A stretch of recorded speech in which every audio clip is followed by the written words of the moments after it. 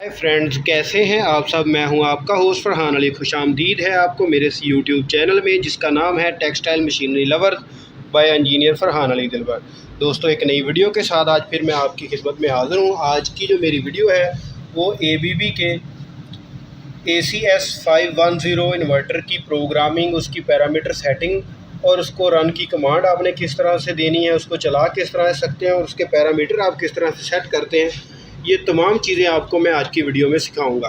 तो इस वीडियो में मैं आपको सिखाऊंगा कि आप इसको कीपैड की मदद से मोटर को किस तरह से चला सकते हैं, फिर 2 वायर की मदद से, 3 वायर की मदद से, उसके बाद जो मोटर की स्पीड है उसको आप कीपैड की मदद से किस तरह से कंट्रोल कर सकते हैं, और टर्मिनल्स के थ्रू, ये जो इसके टर्मिनल्स बने हुए हैं इनकी मदद से आप किस तरह से या कोई वेरिएबल लगाकर आप इसकी स्पीड को कम या ज़्यादा कर सकते हैं। तो किसी भी इन्वर्टर को लगाने से पहले आपने सबसे पहले उसकी नेम प्लेट को देखना है, क्योंकि आपको पता होना चाहिए कि आप जो इन्वर्टर इस्तेमाल कर रहे हैं उसकी इनपुट जो पावर है वो कितनी है, आउटपुट कितनी है और कितने किलोवाट तक की मोटर को ये चलाने के लिए सूटेबल है। तो ये तमाम चीज़ें इसकी नेम प्लेट देखने के बाद आपने मोटर की नेम प्लेट देखनी है और उसके पैरामीटर्स वगैरह को भी उसमें इसी तरह से फीड करना है। तो चलिए, सबसे पहले मैं इस इन्वर्टर को ऑन करता हूँ। ये देखें, वक्त को बचाने के लिए ताकि वीडियो बहुत ज़्यादा लंबी ना हो, मैंने इसकी इनपुट पावर सप्लाई है, देखें जिस जगह पर ये मेंस लिखा हुआ है मैंने U1 V1 यानी कि 3 फेज़ इसको सप्लाई दे दी है। और उसके बाद ये मोटर के टर्मिनल पर मोटर की ये वायर्स मैंने लगाकर मोटर को भी इसके साथ पहले से ऑलरेडी कनेक्ट कर दिया है ताकि वक्त का ज़िया ना हो। और इसमें ये जो DC प्लस और DC नेगेटिव ये 2 टर्मिनल्स हैं, ये यहाँ पर ब्रेक रजिस्टर से लगाने के लिए हैं। ब्रेक रजिस्टर या चॉपर ये इस वजह से लगाए जाते हैं। इसके मतलब भी मैं एक तफसील के साथ वीडियो बनाऊँगा कि ये जो ब्रेक रजिस्टर है इसको इस्तेमाल क्यों किया जाता है। मैं थोड़ा सा आपको इसका मकसद यहाँ पर बताता चलूँ और साथ ही इसका ब्रेकर भी हम ऑन कर देते हैं ताकि ये ऑन भी हो जाए। दोस्तों, ये जो ब्रेक रजिस्टर है इसको इस्तेमाल करने का मकसद ये होता है कि आप किसी ऐसी जगह पर इस इन्वर्टर को इस्तेमाल कर रहे हैं जहाँ पर मोटर को जब स्टॉप करते हैं तो किसी और फोर्स के साथ भी उसकी ब्रेक लग रही हो, तो ब्रेक लगने की वजह से कई मरतबा बैक EMF यानी कि बैक वोल्टेज पैदा होते हैं, जिसकी वजह से इन्वर्टर जो है वो आपका ख़राब हो सकता है। उसके IGBT मॉड्यूल्स जो हैं वो फॉल्टी हो सकते हैं, ख़राब हो सकते हैं। तो इस मकसद के लिए इसको IGBT को ख़राब होने से बचाने के लिए फिर यहाँ पर ब्रेक रजिस्टर्स लगा दिए जाते हैं। तो चलिए, ये जो हमारा इसका पैनल है वो अब ऑन हो चुका है। तो सबसे पहले मैं आपको तरीकाकार सिखाऊंगा कि आपने इसको कीपैड की मदद से किस तरह से चला सकते हैं। तो सबसे पहले ये आप इसके कीपैड के ऊपर जो चीज़ें नज़र आ रही हैं उसकी जानिब देखें। ये इसका कीपैड का ये स्टॉप का बटन है, ये स्टार्ट का बटन है मोटर को बंद करने के लिए और चलाने के लिए, ये लोकल या रिमोट के लिए। इसी तरह ये रीसेट, अगर कोई फॉल्ट इस पर आ जाता है किसी भी वजह से तो आप उसको रीसेट करने के लिए ये वाला बटन इस्तेमाल कर सकते हैं। या अगर प्रोग्रामिंग कर रहे हैं या इसके पैरामीटर चेंज कर रहे हैं तो पैरामीटर से आउट होने के लिए, एग्ज़िट होने के लिए एग्ज़िट का बटन इस्तेमाल करेंगे। इसी तरह ये मेन्यू या इंटर का बटन है, इसकी मदद से आप मेन्यू में इंटर हो सकते हैं पैरामीटर सेटिंग में, और उस पैरामीटर को सेव करने के लिए इंटर का बटन प्रेस करके आप सेव भी कर सकते हैं। ये डायरेक्शन का बटन है कि मोटर को आपने क्लॉकवाइज चलाना है या एंटी क्लॉकवाइज। और इसी तरह ये अप और डाउन एरो कीज़ हैं, ये दोनों एरो कीज़ पैरामीटर या इसकी जो फ्रीक्वेंसी स्पीड जो है वो कम ज़्यादा भी आप इसकी मदद से कर सकते हैं।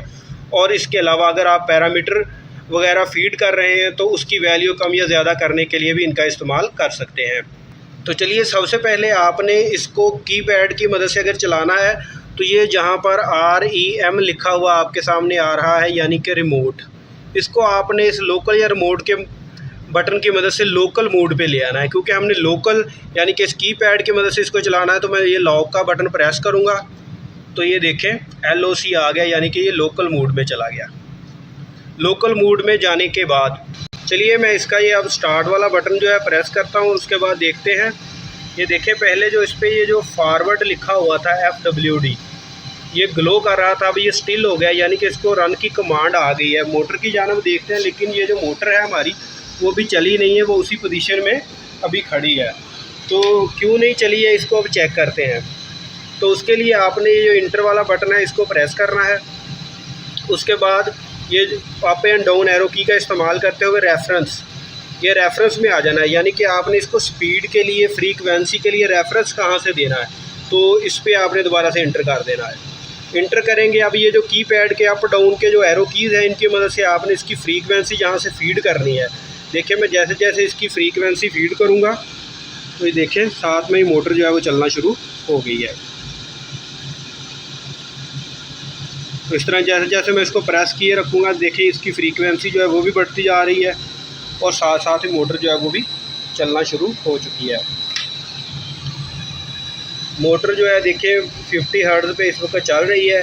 इसी तरह अगर आप इसकी स्पीड को कम करना चाहें तो इस डाउन एरो की को इस्तेमाल करते हुए आप इसकी स्पीड को कम भी कर सकते हैं। और अगर आप इसको रोकना चाहें तो ये स्टॉप का बटन है, इसको मैं प्रेस करता हूँ तो देखिए मैंने प्रेस किया, ये देखें ये जो फॉरवर्ड वाला साइन है ये देखें दोबारा से ग्लो कर रहा है, ऑन ऑफ हो रहा है, ब्लिंकिंग कर रहा है। दोबारा से मैं इसको स्टार्ट का ये बटन प्रेस करता हूँ।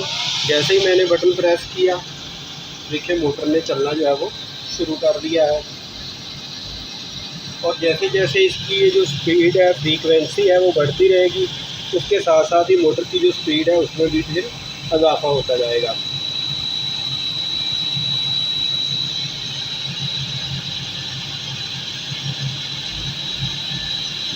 अच्छा, इसको मैं दोबारा से अब एक मरतबा से स्टॉप करता हूँ। ये देखिए मैंने स्टॉप का बटन प्रेस किया तो ये देखिए मोटर जो है वो हमारी स्टॉप हो चुकी है।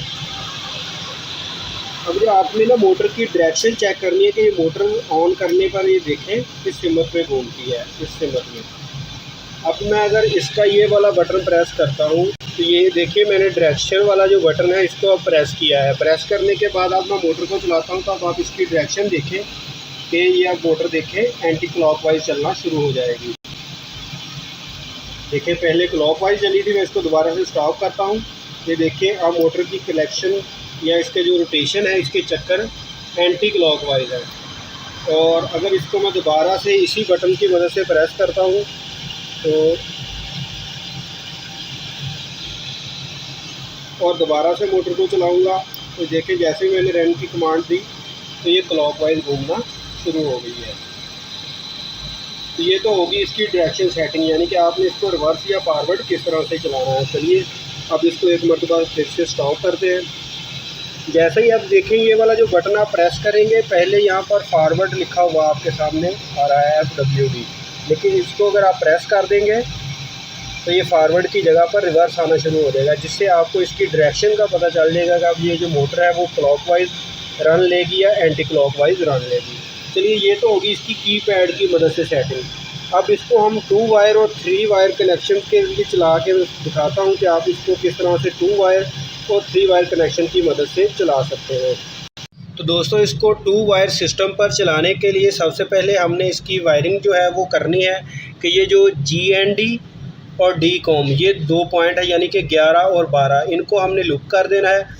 उसके बाद ये जो प्लस 24 वोल्ट वाला ये जो टर्मिनल है, यहाँ से एक वायर हम लेंगे और सिलेक्टर स्विच को देंगे, और सिलेक्टर स्विच के बाद वो देंगे DI1 यानी कि इस 13 नंबर पर। इसकी डायग्राम भी मैं आपको दिखाता चलूँ तो ये देखें हमने ये 11 या 12 नंबर, उसके बाद GND DCOM जहाँ पर लिखा हुआ है वहाँ पर एक लूप लगानी है, और उसके बाद प्लस 24 वोल्ट से एक वायर लेकर उसको हमने सिलेक्टर स्विच या कोई पियानो स्विच का भी हम इस्तेमाल कर सकते हैं। इस तरह का पियानो स्विच कोई भी बटन लेकर उसकी मदद से भी हम इसको ऑन ऑफ की कमांड दे सकते हैं, और उसको हमने लगा देना है DI1 पर। तो चलिए सबसे पहले हम इसकी वायरिंग करते हैं, और वायरिंग करने के बाद मैं आपको बताता हूं कि आपको कौन कौन से पैरामीटर जो हैं वो इसको चलाने के लिए जो है वो फीड करने हैं। तो फ्रेंड्स ये देखें हमने ये GND और DCOM यानी कि 11 और 12 नंबर पे जो है वो एक लूप लगा दी है, और उसके बाद ये प्लस 24 वोल्ट यानी कि 10 नंबर से एक वायर ली है, इसको मैंने इस तरह एक पियानो स्विच में लगा दिया है, और इसकी ये जो दूसरी वायर है उसको ये देखें हमने लगाया है DI1 यानी कि 13 नंबर पर। ये देखें 11 और 12 इस पे इसी तरह हमने लूप लगा दी है, और 10 और 13 नंबर यानी कि प्लस 24 वोल्ट और DI1 इसके दरमियान में हमने सिलेक्टर स्विच या पियानो स्विच लगा दिया है। अब इसके बाद हम कनेक्शन करेंगे वेरिएबल से, क्योंकि वेरिएबल की मदद से अब हम इसकी स्पीड को कंट्रोल करेंगे। आप कीपैड की मदद से भी इसकी स्पीड को कंट्रोल कर सकते हैं, लेकिन मैं चाहता हूं कि वो तो आपने देख लिया कि किस तरह रेफरेंस में जाकर हम इससे इसकी स्पीड को कीपैड की मदद से आप या ज़्यादा कर सकते हैं। तो इसी तरह अब हम ये जो वेरिएबल है इसकी मदद से अब इसकी स्पीड को कम या ज़्यादा कैसे करेंगे, उसके लिए मैं पैरामीटर सेटिंग भी बताऊंगा और आपको, और पैरामीटर सेटिंग के अलावा वेरिएबल की जो कनेक्शन है वो वायर के वो आपने किस जगह से करने हैं। ये जो 1 नंबर और 3 नंबर वायर है, इसकी 2 नंबर वायर जो है वो आउटपुट वायर होती है वेरिएबल की। तो चलिए 1 नंबर और 3 नंबर और 2 नंबर किस किस जगह पर आपने लगानी है, सबसे पहले मैं आपको उसकी डायग्राम दिखाता हूँ और फिर इसके कनेक्शन करने के बाद मोटर को चलाकर हम चेक करेंगे। इसकी स्पीड को कम या ज़्यादा करने के लिए हम 10K की वेरिएबल का इस्तेमाल करेंगे और वेरिएबल का पॉइंट नंबर 1 जो है वो हम उसको ग्राउंड के साथ, यानी कि ए ग्राउंड 3 नंबर टर्मिनल है वहाँ पर लगाएंगे और इसका जो 3 नंबर वायर है उसको +10 वोल्ट के साथ लगाएंगे और जो 2 नंबर आउटपुट की वायर है उसको एनालॉग इनपुट 1 यानी कि 2 नंबर टर्मिनल पे लगाएंगे। तो चलिए इसके कनेक्शन करते हैं और इसके बाद मोटर को इसकी मदद से इसकी स्पीड कम या ज़्यादा करके हम चेक करते हैं। तो फ्रेंड्स, इसकी ये जो वेरिएबल है उसकी वायर जो है वो मैंने कनेक्ट कर दी हैं। ये देखिए, एक वायर AI1 में, एक 10 वोल्ट में और दूसरी जो है वो ग्राउंड के टर्मिनल में। जिस तरह के हमने डायग्राम में देखा था कि हमने इस तरह से इसकी जो वायर हैं उसको फिर कनेक्ट कर दिया है। 10K की वेरिएबल 1 नंबर ग्राउंड के साथ यानी कि 3 नंबर, 2 नंबर जो वेरिएबल का पॉइंट है उसको AI1 के साथ और जो 3 नंबर पॉइंट है उसको +10 वोल्ट के साथ जहाँ पर लिखा हुआ है वहाँ पर मैंने कनेक्ट कर दिया है। तो सबसे पहले अब जो इसका ये कीपैड है इसको हम लोकल से वापस लेके आएंगे रिमोट मोड पे, क्योंकि अब हमने कीपैड की मदद से मोटर को ऑन ऑफ नहीं करना बल्कि उस सिलेक्टर स्विच या पियानो स्विच की मदद से करना है। तो मैं इसको दबाता हूँ, तो दबाया, ये देखें RE यानी कि ये देखें रिमोट मोड पे चला गया है। रिमोट पर सिलेक्शन करने के बाद अब हम आ जाते हैं इसके पैरामीटर सेटिंग के लिए। तो पैरामीटर सेटिंग के लिए आपने ये इंटर या मेन्यू का बटन सबसे पहले प्रेस करना है और उसके बाद जो भी चीज़ आपके सामने है आपने पैरामीटर पे आ जाना है PAR, फिर इंटर का बटन प्रेस कर देना है। उसके बाद हम जाएंगे इसके 99 ग्रुप में। तो अप एंड डाउन एरो की को इस्तेमाल करते हुए आपने 99 ग्रुप में चले जाना है। ये 99, उसके बाद इंटर का बटन प्रेस करना है और उसके बाद जैसे ही 9902 आपके सामने आए फिर आपने इंटर का बटन प्रेस करना है। तो यहाँ पर आपने 1 सेलेक्ट करना है। इंटर का बटन प्रेस करके आपने थोड़ी देर के लिए इसको प्रेस किए रखना है। तो आपके सामने इस तरह ये सेट लिखा हुआ आ जाएगा। जब ये सेट आए तो उस वक्त आप इसकी ये जो वैल्यू है उसको कम या ज़्यादा कर सकते हैं। तो इसकी वैल्यू पहले से ही 1 है। अगर आपके पास इसकी वैल्यू चेंज हो तो आप इसको अप एंड डाउन एरो की मदद से इस तरह से तब्दील कर सकते हैं। लिहाजा मैं इसको दोबारा 1 पे करके इसको इंटर का बटन प्रेस कर दूंगा तो ये 2 वायर मोड पे इसकी सिलेक्शन हो गई है। अब रह गया इसका फ्रीक्वेंसी रेफरेंस, क्योंकि पहले हमने कीपैड की मदद से इसकी स्पीड को कम या ज़्यादा किया था, अब हमने करना है वेरिएबल की मदद से। तो वेरिएबल की मदद से इसको रेफरेंस देने के लिए आपने पहले ये एग्जिट का बटन दबाना है। उसके बाद आपने चले जाना है 11 नंबर ग्रुप में। 11 नंबर ग्रुप पर आ जाए फिर आपने इंटर का बटन प्रेस करना है। उसके बाद आ जाना है 1103 में। आप एरो की इस्तेमाल करते हुए 1103 इंटर का बटन प्रेस करें। इसके बाद ये देखिए 1 है। इंटर का बटन प्रेस करके आप थोड़ी देर इसको प्रेस किए रखें। जैसे ही प्रेस किए रखें ये सेट का बटन आ जाए उस वक्त आप इसकी वैल्यू को फिर कम या ज़्यादा कर सकते हैं। यहाँ पर आप 3 डिजिट जो है वो सिलेक्ट कर सकते हैं, 0, 1 और 2। ये जो 0 है कीपैड की मदद से रेफरेंस लेने के लिए, यानी कि अगर आप इसकी स्पीड को कीपैड की मदद से कंट्रोल करना चाहते हैं तो आपने 0 इस्तेमाल करना है। अगर आप एनालॉग इनपुट 1 जिस जगह पर हमने ये कनेक्शन किए हैं इस जगह से इसकी स्पीड को कंट्रोल करना चाहते हैं यानी कि वेरिएबल की मदद से, तो आपने इस जगह पर 1 फीड करना है। और अगर आप 2 फीड कर देंगे तो ये एनालॉग इनपुट 2 पे इसकी सिलेक्शन हो जाएगी 5 नंबर पे। क्योंकि हम इस वक्त हमने वेरिएबल एनालॉग इनपुट 1 पे लगाई है तो मैं इसको 1 करके इसको इंटर का बटन प्रेस करके इसको सेव कर दूंगा। ये हमारी वैल्यू जो है वो सेव हो चुकी है। हमारी पैरामीटर सेटिंग जो है वो अब मुकम्मल हो चुकी है। एग्जिट के बटन को प्रेस करते हुए हम आ गए हैं मेन मेन्यू पे वापस। तो चलिए सबसे पहले ये जो इसका पियानो स्विच है, पियानो स्विच की मदद से मैं इसको देता हूँ रन की कमांड। जैसे ही मैं इसको रन की कमांड दूंगा पियानो स्विच की मदद से, ये देखिए ये जो फॉरवर्ड ब्लिंक कर रहा है ये स्टिल हो जाएगा। इसके बाद ये देखिए मैंने जैसे ही बटन को दबाया तो ये देखें फारवर्ड जो है वो अपनी जगह पर स्टिल हो गया। अब रह गया इसका रेफरेंस का सवाल। तो अब इसका जो वेरिएबल है इसको मैं जैसे ही घुमाऊंगा, देखिए अभी मोटर नहीं चली है, जैसे ही हमने इसकी वेरिएबल को घुमाना है, इसकी स्पीड को कम या ज़्यादा करना है इसकी मदद से, तो देखें साथ साथ ही फ्रीक्वेंसी भी बढ़ेगी और उसके साथ साथ मोटर जो है वो चलना भी शुरू हो जाएगी। तो देखें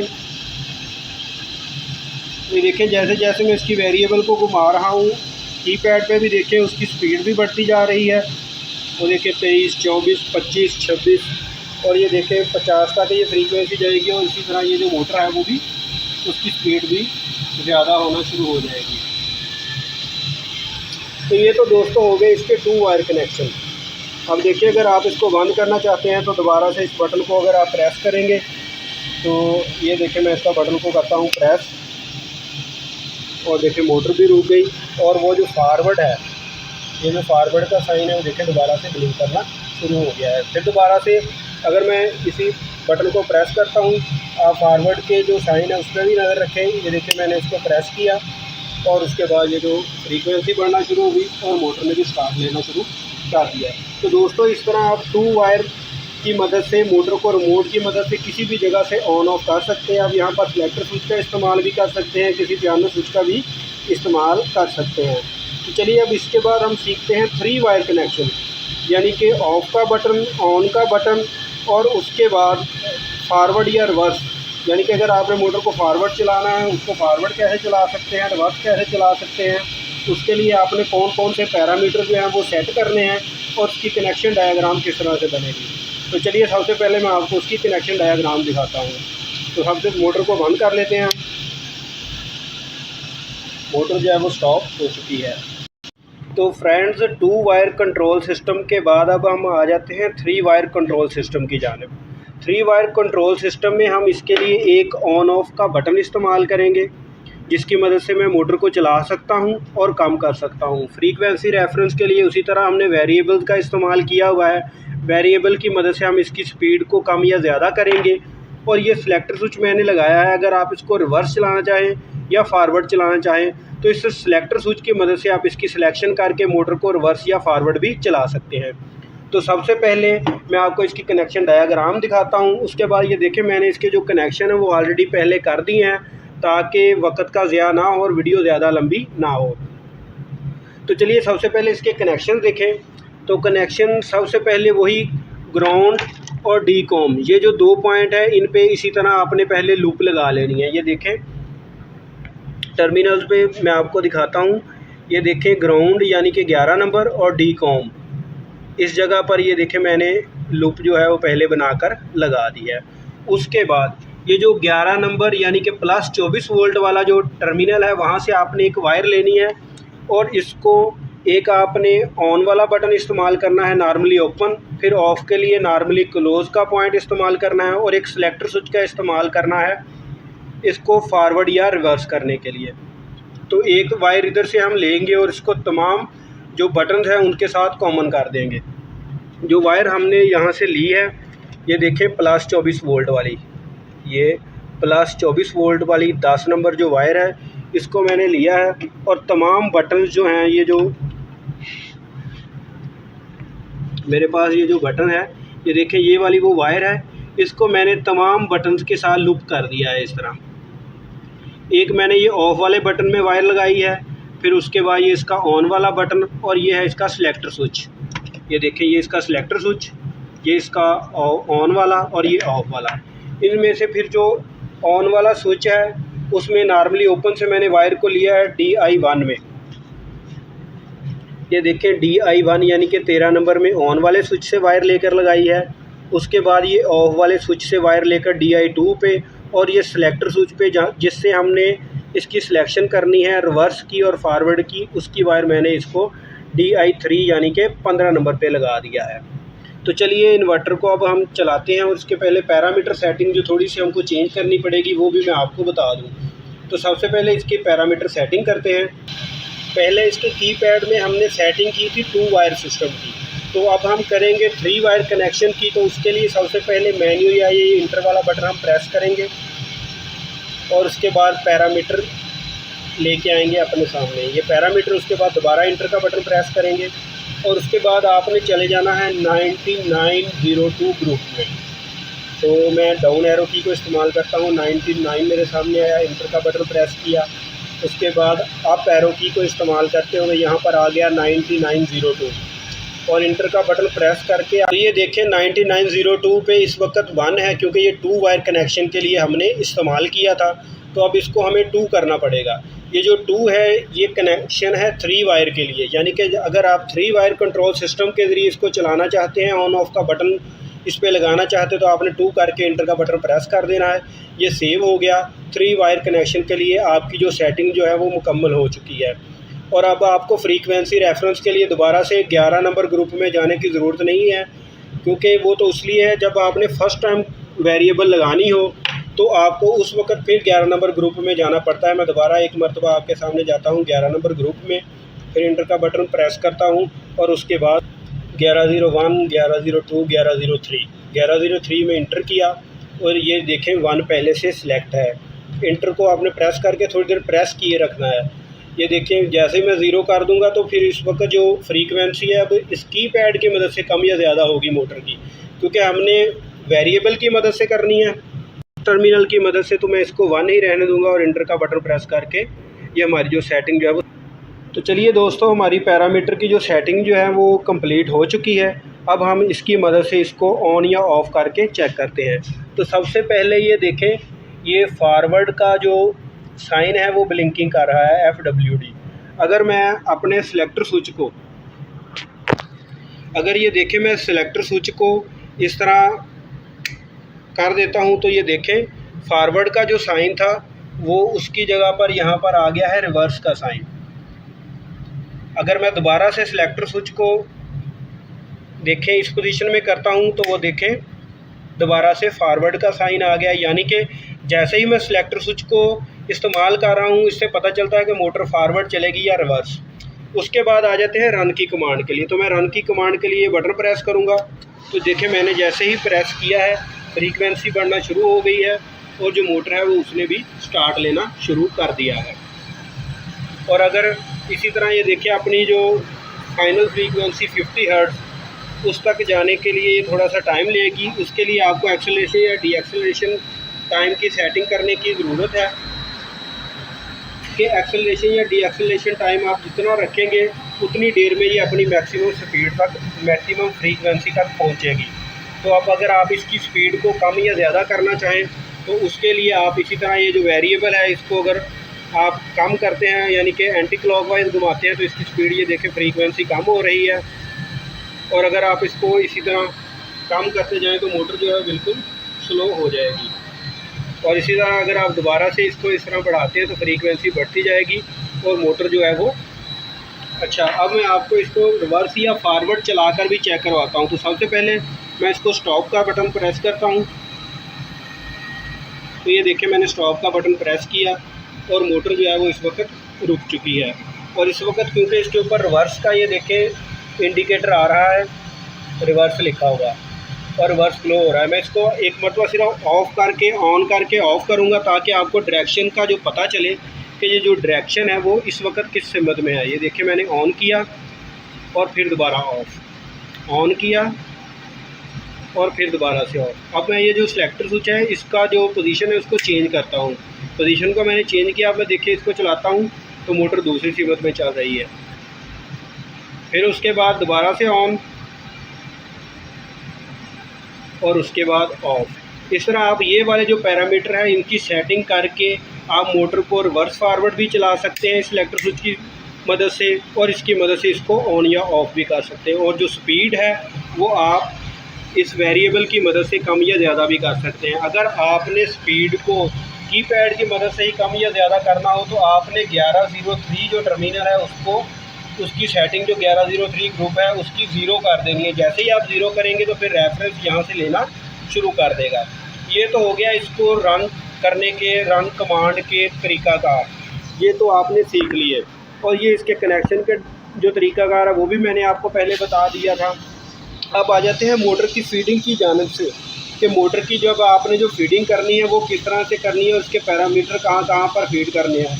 क्योंकि कोई भी मोटर जब इसके इन्वर्टर के साथ लगाई जाती है तो इस इन्वर्टर में उसकी किलोवाट बताए जाते हैं कि कितने किलोवाट की मोटर है, उसका मैक्सिमम करंट जो है वो फीड किया जाता है, फिर उसके आरपीएम यानी कि उसकी स्पीड कितनी है मोटर की वो फीड की जाती है। ये तमाम चीज़ें किस ग्रुप में और किस तरह फीड की जाती हैं ये भी जानना बहुत ज़रूरी है, क्योंकि अगर आप इन चीज़ों की सिलेक्शन नहीं करेंगे तो इस पर ओवरलोड का, ओवर करंट का और इस तरह के एरर जो हैं वो आएंगे, जिसकी वजह से फिर आपको परेशानी का सामना करना पड़ेगा। तो इसकी फीडिंग किन टर्मिनल में होती है उनके हवाले से मैं एक नेक्स्ट वीडियो बनाऊंगा ताकि आपको पता चल सके, क्योंकि वीडियो पहले ही काफ़ी ज़्यादा लंबी हो चुकी है। तो उम्मीद करता हूँ मेरी आज की ये जो वीडियो है आप लोगों को पसंद आई होगी। जिन दोस्तों को वीडियो अच्छी लगे मेरी वीडियो को लाइक करें, शेयर करें और कमेंट ज़रूर करें। तो आप मुझे इजाज़त दीजिए और दुआओं में याद रखिए। अल्लाह हाफ़िज़।